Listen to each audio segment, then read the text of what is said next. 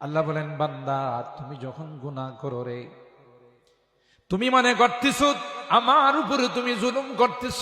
না না, জুলুমটা আমার উপর নয়, জুলুমটা তোমার নিজের উপর হয়। জোরে বলেন ঠিক কিনা? ইমানদার হয়ে যদি গুনাহ করো, তাইলে দেখা যাবে তোমার ইমানের কারণে একদিন না একদিন তোমাকে জান্নাতে দেওয়া হবে, কিন্তু আগে গুনার শাস্তি ভোগ করতে হবে। কথা কয় না? এ ভাগ, জাহান্নাম তো সহজ জিনিস নয়, বড় কঠিন জিনিস রে।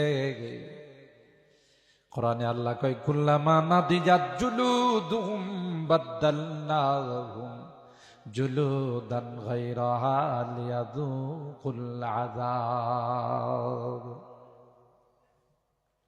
একদিক দিয়া জাহান্নামের আগুন চামড়া জ্বালাবে, আরেক দিক দিয়া নতুন করে গজাবে রে।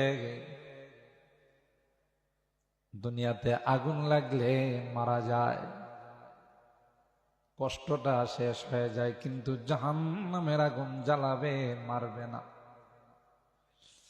ওয়ানাদাউ ইয়া মালিক লিয়াকদি আলাইনা রাব্বুক, জাহান্নামীরা জাহান্নামের দারোগা মালিককে ডাক দেয়া বলবে, ভাই এ ভাই, মালিক রে বলো রে আমাদের যেন মৃত্যু দিয়া দে।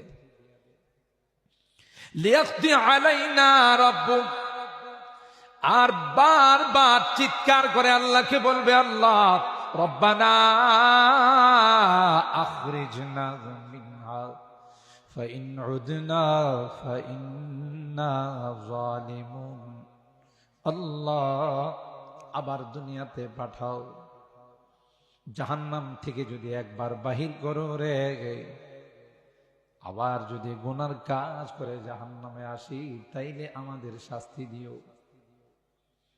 তখন কি তাওবা করলে কোনো লাভ হবে? বলেন বলেন, কোনো লাভ হবে? রওনে কে ওয়াক্ত জব রু